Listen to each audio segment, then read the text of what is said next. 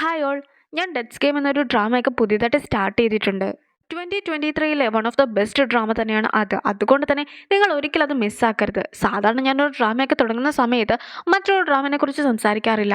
പക്ഷേ ഇത് നിങ്ങൾ മസ്റ്റായിട്ട് കണ്ടിരിക്കേണ്ട ഒരു ഡ്രാമയാണ്. അതുകൊണ്ട് തന്നെ ജസ്റ്റ് ഒന്ന് വാച്ച് ചെയ്ത് നോക്കണേ. ഈ ഒരു ഡ്രാമയുടെ കമൻറ്റിൽ ഞാൻ അതിൻ്റെ പ്ലേലിസ്റ്റൊക്കെ ആഡ് ചെയ്യാം. പിന്നെ നമ്മുടെ മല്ലു ഡ്രാമ ലവറിൻ്റെ ചാനലൊക്കെ പോകുന്നത് കൊണ്ട് തന്നെ അവരുടെ പുതിയ ചാനൽ കൂടി ഞാൻ ഈ കമൻറ്റ് ബോക്സിൽ ഇടുന്നുണ്ട്. സോ അതും നിങ്ങൾ സബ്സ്ക്രൈബ് ചെയ്യണേ. അപ്പോൾ നമുക്ക് വീഡിയോയിലേക്ക് കിടക്കാം. ഒരാൾ എനിക്ക് കുറച്ച് പണമൊക്കെ നൽകിയിട്ടുണ്ടായിരുന്നത് കൊണ്ടാണ് ഡോഹിയാണ് മാഡംജുവിനെ കൊന്നതെന്നൊക്കെ പറഞ്ഞ് ഞാൻ വീഡിയോ ചെയ്തിട്ടുണ്ടായിരുന്നതെന്ന് യൂട്യൂബർ ഇപ്പോൾ സമ്മതിച്ചു കൊടുക്കുകയാണ്. ഗുവോന്റെ ഒപ്പം ഇന്ന് ഗുവോന്റെ സ്ഥാപനത്തിലെ ജനറൽ മാനേജറും കൂടി എത്തുന്നുണ്ടെന്നൊക്കെ സ്റ്റാഫ്സും അറിഞ്ഞിരിക്കുകയാണ്. അയാളും ഗുവോനെ പോലെ തന്നെ ഹാൻസം ആയിരിക്കുമോ എന്നൊക്കെ അവർ സംശയിക്കുമ്പോഴത്തേക്കും ലേഡി സ്റ്റാഫും ഒന്ന് ഒരുങ്ങിയൊക്കെ ഇരിക്കുന്നു. അങ്ങനെ വളരെയധികം പ്രതീക്ഷയോടുകൂടി തന്നെ ലേഡി സ്റ്റാഫൊക്കെ നോക്കുന്നുണ്ടെങ്കിലും എത്തിയിട്ടുണ്ടായിരുന്നത് ബോക്യു ആയിരുന്നു. ഗോവൺ തിരിച്ച് ഹോസ്പിറ്റലിൽ നിന്നും വന്നതുകൊണ്ട് തന്നെ അതൊക്കെ സെലിബ്രേറ്റ് ചെയ്യാമെന്നായിരുന്നു അവർ വിചാരിച്ചിട്ടുണ്ടായിരുന്നത്. അങ്ങനെ വലിയൊരു ശബ്ദമൊക്കെ കേട്ട് കഴിയുമ്പോഴത്തേക്കും ഗോവൺ ഡോഹിനെ പ്രൊട്ടക്ട് ചെയ്ത് നിൽക്കുന്നു. ഈ ഒരു ശബ്ദമൊക്കെ കേട്ട് പേടിച്ചിട്ടുണ്ടായിരുന്ന ബോക്യോ ആകട്ടെ ഇപ്പോൾ സെക്രട്ടറിയുടെ കയ്യിലൊക്കെ കയറി ഇരിക്കുകയാണ്.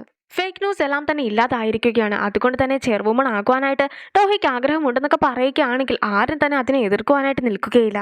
ഗോവണും സ്വന്തം ലൈഫൊക്കെ റിസ്ക് ചെയ്തത് കൊണ്ടായിരുന്നു നമുക്ക് ഇങ്ങനൊരു അവസരമൊക്കെ കിട്ടിയതെന്ന് സ്റ്റാഫ്സും ഡോഹിയോട് പറയുന്നു. ഗോവണിന് വേണ്ടി അവരൊരു കേക്കൊക്കെ തയ്യാറാക്കിയിട്ടുണ്ടായിരുന്നു. ഗോവണും ആ ഒരു കേക്കൊക്കെ മുറിക്കുവാനായിട്ട് നിൽക്കുമ്പോഴത്തേക്കും അവർ കുറേ റിബൺസ് ഒക്കെ അതിൻ്റെ ഇടയിലേക്ക് ഇടുകയാണ്. റിബൺസ് കത്തുമ്പോഴത്തേക്കും അവനും കത്തി നശിക്കുന്നതിനെ കുറിച്ചൊക്കെ ആയിരുന്നു ഓർക്കുന്നത്. ഗോൺ പെട്ടെന്ന് പേടിച്ചു പോകുന്നതൊക്കെ ബോക്യുവും ശ്രദ്ധിക്കുകയാണ്. അങ്ങനെ ബോക്യുവും അവനെ മാറ്റി നിർത്തി സംസാരിക്കുന്നു. ഒരുപാട് തേക്ക് നടുക്ക് നിൽക്കുന്നതായിട്ടും പതിയെ താൻ കത്തി നശിക്കുന്നതായിട്ടുമുള്ള ഒരു സ്വപ്നമൊക്കെ ഞാൻ കണ്ടിട്ടുണ്ടായിരുന്നു എന്നൊക്കെ ഗോണും ഇപ്പോൾ ബോക്യുവിനോട് പറയുകയാണ്. മനുഷ്യനായതുകൊണ്ട് തന്നെ ഇപ്പോൾ അവന് പേടിയും ആരംഭിച്ചിരിക്കുന്നു. എന്തായാലും എത്രയും വേഗം തന്റെ പവേഴ്സൊക്കെ വീണ്ടെടുക്കണമെന്ന കാര്യം അവൻ ഉറപ്പിക്കുകയാണ്. ഗുവോൺ അവിടെ ഉണ്ടോ എന്നൊക്കെ അന്വേഷിച്ചതിന് ശേഷം ഡോഹിനെ കാണുവാനായിട്ട് ഗായിങ് എത്തുന്നു. നീ ഇനിയെങ്കിലും ഗുവോണിനെ വെറുതെ വിടണം. നീ കാരണം അവൻ മരിക്കുന്നതിന്റെ തൊട്ടടുത്ത് വരെ എത്തിയിട്ടുണ്ടായിരുന്നു. അവന്റെ ടാറ്റു ഒക്കെ നിന്റെ കയ്യിലുള്ളത് കൊണ്ടല്ലേ നീ അവനെ ഭീഷണിപ്പെടുത്തിയൊക്കെ ജീവിക്കുന്നത്. എന്തായാലും ഇനിയെങ്കിലും ഇത്രയ്ക്ക് സെൽഫിഷ് ആക്കാതെ നോക്കണമെന്നൊക്കെ ആയിരുന്നു ഗായിങ്ങിനും അവളോട് പറയുവാനായിട്ടുണ്ടായിരുന്നത്. ബോക്യും CCTVs ഒക്കെ ചെക്ക് ചെയ്ത് കഴിഞ്ഞിരിക്കുന്നു. അങ്ങനെ നോക്കി കഴിഞ്ഞപ്പോഴത്തേക്കും ആ ഒരു ബുക്കൊക്കെ ആരോ ഒരാൾ എടുത്തു മാറ്റിയതാണെന്നുള്ള കാര്യവും ബോക്യും മനസ്സിലാക്കിയിട്ടുണ്ട്. ഗുവോൺ തിരിച്ച് ഓഫീസിനുള്ളിലേക്ക് എത്തി കഴിയുമ്പോഴത്തേക്കും ഗായങ്ങും അവൻ ഓക്കെ ആയതിൽ ഒരുപാട് സന്തോഷമുണ്ടെന്നൊക്കെ പറഞ്ഞിട്ട് അവനെ ഹഗ് ചെയ്യുന്നു. അവരങ്ങനെ ഹഗ് ചെയ്ത് നിൽക്കുന്നതൊക്കെ അവിടെയുള്ള സ്റ്റാഫ്സും ഡോഹിയും ഒരുപോലെ കാണുന്നു. ഗായങ്ങിന് ഗുവോണിനോട് കുറച്ച് കാര്യങ്ങളൊക്കെ സംസാരിക്കുവാനുണ്ടെന്ന് പറഞ്ഞിട്ട് അവനെ മാറ്റി നിർത്തി ഗായങ്ങ് സംസാരിക്കുകയാണ്. നിന്റെ പവേഴ്സൊക്കെ ഇടയ്ക്ക് വർക്കാകാതെ പോകുന്ന കാര്യമൊക്കെ ഞാൻ അറിഞ്ഞിട്ടുണ്ടായിരുന്നു. എല്ലാത്തിനുമുള്ള കാരണം ഡോഹി മാത്രമാണ്. നിന്റെ ഹൃദയത്തിൽ അവൾക്ക് വേണ്ടി പ്രത്യേകമായിട്ടുള്ള എന്തെങ്കിലും സ്ഥാനമുണ്ടോ എന്നൊക്കെ ഗായങ്ങ് ചോദിക്കുമ്പോഴത്തേക്കും അതിനൊരു മറുപടി പറയാതെ ഗുവോണും നിൽക്കുന്നു. നിനക്ക് പവേഴ്സൊക്കെ നഷ്ടമായതുകൊണ്ട് തന്നെ മനുഷ്യന്റെ രീതിയിലുള്ള ഇമോഷൻസ് ഒക്കെ നിന്റെ ഉള്ളിലും വന്നിട്ടൊക്കെയുണ്ട്. പക്ഷേ നീയാകട്ടെ ഇപ്പോൾ അവളെ പ്രണയിക്കുവാനായിട്ട് തുടങ്ങിയിരിക്കുന്നു. നീ ശരിക്കും ഡബിളാണെന്നുള്ള കാര്യം നീ ഒരിക്കലും മറക്കുവാനായിട്ട് പാടില്ല. നീ ഇനിയെങ്കിലും മനുഷ്യനെന്ന സ്ഥാനമൊക്കെ വിട്ടിട്ട് ഡബിളായിട്ട് തിരിച്ചു വരണമെന്നായിരുന്നു ഗായങ്ങും അവനോട് പറയുന്നത്. ഇതിവിടെ വെച്ച് അവസാനിപ്പിച്ചില്ല എങ്കിൽ ഇതൊരിക്കലും അവസാനിക്കുന്നതായിരിക്കുകയില്ല എന്നൊരു ഭീഷണിയൊക്കെ അവളും പറയുകയാണ്. ഡോഹിയും ഗുവോണും ഒരുപോലെ ഒന്നും സംസാരിക്കാതൊക്കെ ഇരിക്കുന്നു. അങ്ങനെ ഇരിക്കെ ഗായങ്ങ് നിന്റെ അടുത്ത് എന്തെങ്കിലും ചോദിച്ചിട്ടുണ്ടായിരുന്നോ എന്നൊക്കെ ഡോഹിയോട് ഗുവോണും ഗുവോണിനോട് ഡോഹിയും ചോദിക്കുകയാണ്. പക്ഷെ രണ്ടുപേരും അവൾ പറഞ്ഞ കാര്യങ്ങൾ മറച്ചു വെക്കുന്നു.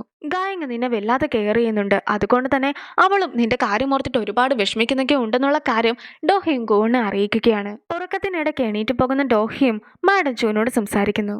ഈ ഒരു യുദ്ധത്തിനിടയ്ക്ക് ഗുവോണിന് ഒരു സ്ഥാനവും ഇല്ലാത്തതാണ്. എന്നിട്ട് പോലും അവന്റെ ജീവൻ തന്നെ ഇപ്പോൾ അപകടത്തിലായി. ആരുടെയെങ്കിലുമൊക്കെ ജീവൻ ബലി കൊടുത്തുകൊണ്ട് ഞാനും ഇനിയും ഇതൊക്കെ മുന്നോട്ട് കൊണ്ടുപോകണോ എന്നായിരുന്നു അവളുടെ സംശയം. പക്ഷെ അവളും ഇതൊക്കെ ഇവിടം കൊണ്ട് അവസാനിപ്പിക്കുകയാണെങ്കിൽ മാഡംജുവിന് എങ്ങനെയാണ് സമാധാനമായിട്ട് ഇരിക്കുവാനായിട്ട് സാധിക്കുക എന്നൊക്കെ അവൾ ചോദിക്കുമ്പോഴത്തേക്കും മരിച്ച ഒരാളെ കുറിച്ച് ഇപ്പോൾ നീ ആലോചിക്കേണ്ട ഒരാവശ്യവുമില്ല.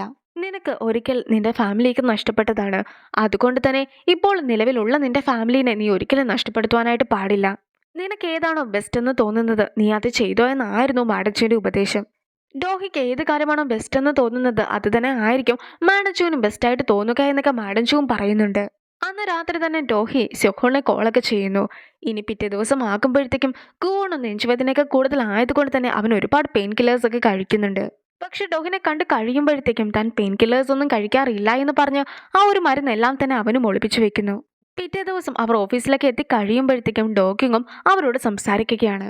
നിന്നെ ആരോ അറ്റാക്കൊക്കെ ചെയ്തിട്ടുണ്ടായിരുന്നു എന്ന് ഞാൻ വാർത്തയിൽ കണ്ടിട്ടുണ്ടായിരുന്നു എന്നൊക്കെ അവൻ പറയുമ്പോഴത്തേക്കും അതൊക്കെ നിസ്സാരമായിട്ടായിരുന്നു ഗുവോൺ കണ്ടിട്ടുണ്ടായിരുന്നത്.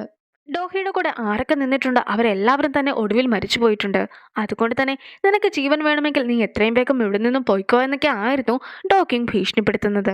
അടുത്ത ചെയർവുമൺ ആകുവാനുള്ള സ്ഥാനത്തിനെ കുറിച്ചൊക്കെ ചർച്ച ചെയ്യുവാനായിട്ടായിരുന്നു ഒരു മീറ്റിംഗ് ഒക്കെ വിളിച്ചു വരുത്തിയിട്ടുണ്ടായിരുന്നത്. പക്ഷെ ആ ഒരു മീറ്റിംഗിൽ സ്യോഹൂൺ എത്തിയിട്ടുണ്ടായിരുന്നില്ല. പക്ഷെ മീറ്റിംഗ് ഒക്കെ തുടങ്ങുന്നതിന് മുമ്പായിട്ട് തന്നെ താൻ സ്ഥാനാർത്ഥി ആകുന്നില്ല എന്ന കാര്യമൊക്കെ ഡോഹിയും എല്ലാവരുടെ മുമ്പിൽ വെച്ച് പറയുന്നു. അങ്ങനെ ആ ഒരു മീറ്റിംഗ് ഒക്കെ അവസാനിച്ച് കഴിയുമ്പോഴത്തേക്കും അവളോട് സംസാരിക്കുവാനായിട്ട് മകനും മകളും എത്തിയിരിക്കുകയാണ്. എനിക്ക് മാഡം ജോയുടെ ഒരു സ്വത്തിൻ്റെയും ആവശ്യമില്ല, അതുകൊണ്ട് തന്നെ നമ്മുടെ ഈ ഒരു യുദ്ധം നമുക്ക് ഇവിടം കൊണ്ട് അവസാനിപ്പിക്കാമെന്നൊക്കെ ഡോഹിയും അവരോട് പറയുന്നു. ഡോഹി എന്തുകൊണ്ടാണ് ഇങ്ങനെയൊക്കെ ചെയ്തിട്ടുണ്ടായിരുന്നെന്ന സംശയമൊക്കെ ഗുവോന്റെ ഇടയിലും ഉണ്ടായിരുന്നു. അതുകൊണ്ട് തന്നെ അവനും ആ ഒരു കാര്യങ്ങളെല്ലാം തന്നെ ഡോഹിയോട് പോയി ചോദിക്കുന്നു. എനിക്കാകട്ടെ സാധാരണ ഒരാളെ പോലെ ജീവിക്കണമെന്ന് ഒരുപാട് ആഗ്രഹമുണ്ട്. പക്ഷേ ഈ ഒരു പ്രശ്നങ്ങളൊക്കെ ഉള്ളത് കൊണ്ട് തന്നെ എനിക്കങ്ങനെ ജീവിക്കാനായിട്ട് സാധിക്കുന്നില്ല. അതുകൊണ്ടായിരുന്നു ഞാൻ ഇങ്ങനെ ഒരു തീരുമാനം എടുത്തതെന്നൊക്കെ ഡോഹി പറയുമ്പോഴത്തേക്കും ഗുവോണും അവനോട് സത്യം എന്താണെന്നൊക്കെ തുറന്ന് പറയുവാനായിട്ട് ആവശ്യപ്പെടുകയാണ്. ഗുവോൺ ഇപ്പോൾ ഒട്ടും തന്നെ പവേഴ്സ് ഇല്ല. അതുകൊണ്ട് തന്നെ അവനെ പോലും പ്രൊട്ടക്ട് ചെയ്യുവാനായിട്ട് സാധിക്കാത്തൊരു സിറ്റുവേഷനിലാണ് ഉള്ളത്. ഇങ്ങനെയുള്ള സാഹചര്യത്തിൽ നീ എങ്ങനെയാണ് എന്നെ പ്രൊട്ടക്ട് ചെയ്യുക എന്നൊക്കെ ആയിരുന്നു അവളും ഗുവോണോട് ചോദിക്കുന്നത്.